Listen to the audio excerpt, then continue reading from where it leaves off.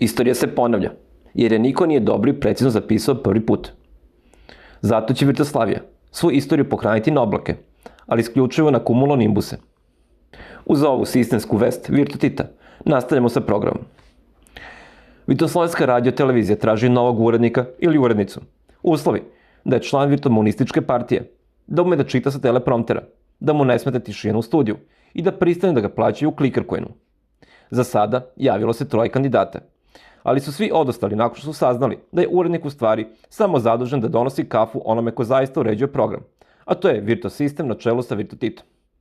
Konkurs ostaje otvoren dok neko ne shvati šemu. Pokrenuta je inicijativa da Chuck Norris, kao nepobedivi borac za pravdu, dobije počasno vitoslovensko državljanstvo, te bi na taj način živeo večno ili makar onoliko koliko žive vicevi o njemu. Za početak, dobit će spomenik koji će biti postavljen pored spomenika Bruce Lee u Mostaru. Vitoslavija se suočava sa ozbiljnom diplomatskom krizom. Susedna Virto država, s kojom delimo granicu od 15 bitova na mapi, optužuje nas da smo im pomerili klikere bez pitanja. Ministar spoljnih poslova izjavio je da se radi o nesporazumu i da su naši klikeri samo slučajno prešli granicu u potrazi za boljom podlogom. Delegacija Virtoslavije uspešno se vratila sa sastanka na kojem nije postignut dogovor. Savet bezbednosti zaseda, ali pošto nema kafe, zasedanje je odloženo sledeću nedelju. Kod nas se ekologija, kao i sve ostalo, shvata veoma ozbiljno.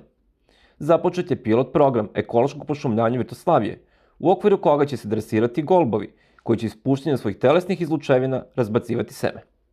Tako će istovremeno imati i odlično prirodno đubrivo koje će ubrzati rast budućeg drveća. Za sada se treniraju sa semenom šljive.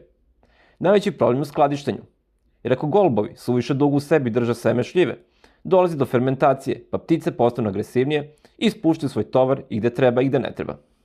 Kliker ne zna za naciju, samo za brzinu i pravdu.